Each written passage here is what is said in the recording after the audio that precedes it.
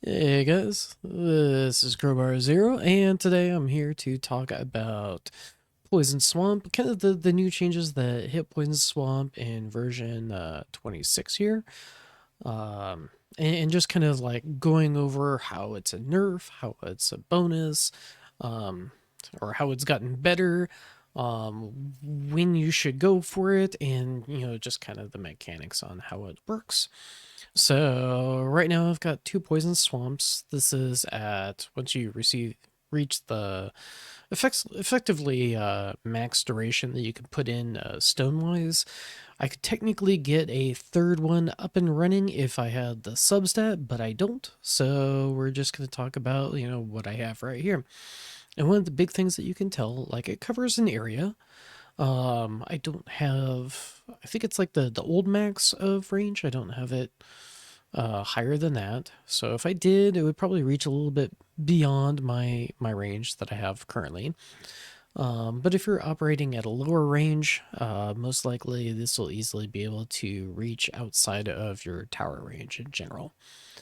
But going into it, we're going to talk about some of the mechanics. So for Poison Swamp, one of the big things to note is for Swamp Rend. Effectively, the Swamp Rend is going to specialize as ultimate weapon in certain enemies. So it doesn't list out basics, but it starts at basics, and this Swamp Rend adds these additional enemy types. So that's ranged enemies, fast, tanks, protectors, bosses, and vampires. Some of the enemies to note that are not affected by this are going to be scatters and rays. So we're gonna have to go for like specialty weapons to take out that and those type of enemies. But the big one that this is actually really helpful for are bosses. And there's a lot of different ultimate weapons that are good for bosses, but this one in particular is good for bosses and for vampires, as well as tanks. Now with like ultimate variations of enemies, the basics, range, all of that, this also is very good for those too. But we're going to go into talking about some of these things. And so obviously with everything turned off, you can see this more clearly. If I had things like black hole active, it would make it increasingly more difficult to visually see. So it can be fairly subtle um, when you have like a ton of stuff going on at the same time. Right now you can kind of see it, but if you had like Coinbot, AMP, you know, everything under the sun active, it'll be a lot more difficult to see. And you can see sometimes, here, let me turn off black hole. There are these like vulnerability areas. So what with max range and max duration, like it covers a large area, it doesn't cover everything.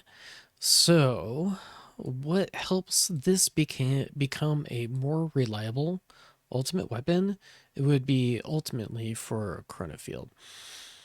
The nice thing about Chrono Field, and specifically in this case, Chrono Field Plus, Chrono Field is going to slow enemies, so it's going to give you more time for the ticks from Poison Swamp to affect enemies, because it's basically like a bleed out effect. Um, so the more time that you have, the more they're going to bleed out, the more overall damage that you're going to get.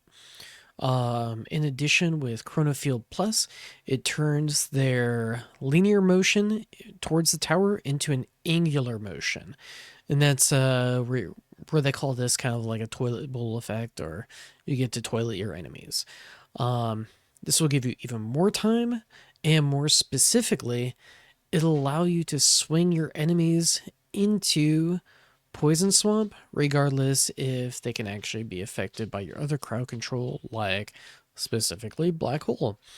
So the enemies that really, namely, that you're trying to target with Poison Swamp are bosses and vampires, as well as ultimate units. Those are kind of like your three big.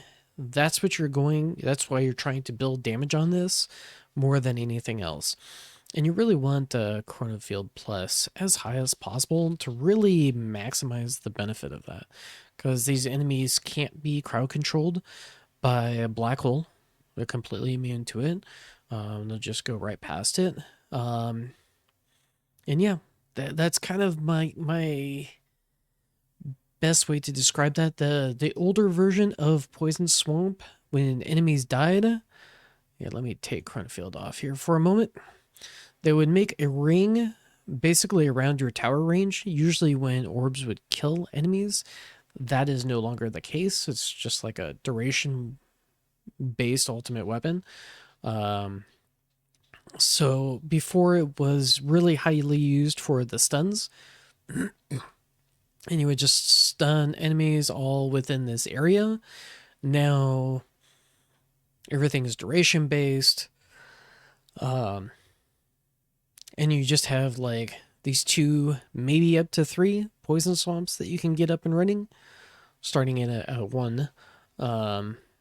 So yeah, so it's kind of this weird mix of Poison Swamp got nerfed for earlier players because you don't have Chronofield Plus. Yes, it may decrease the overall number of enemies that you really have to worry about or deal with, but on the flip side, it leaves these vulnerability windows. Like right here would be pretty good if it was always like this. But if they're like 2 right next to each other and like fast have a straight line to your tower, almost like this kind of setup, it leaves you a lot more vulnerable. So that's why I feel like Poison Swamp has been nerfed for earlier gameplay, but significantly improved in function and whatnot for a later game. So depending on where you are in the game, you can pick this up, you cannot. If you do happen to have it, just know it's like, okay, the primary function of this is maybe to only just shut out a few enemies that are on one side of your tower, make it a little bit safer there, but you are going to be vulnerable on the opposite side of the tower where the poison swamp is at. I hope this kind of show and tell short video helps you guys out.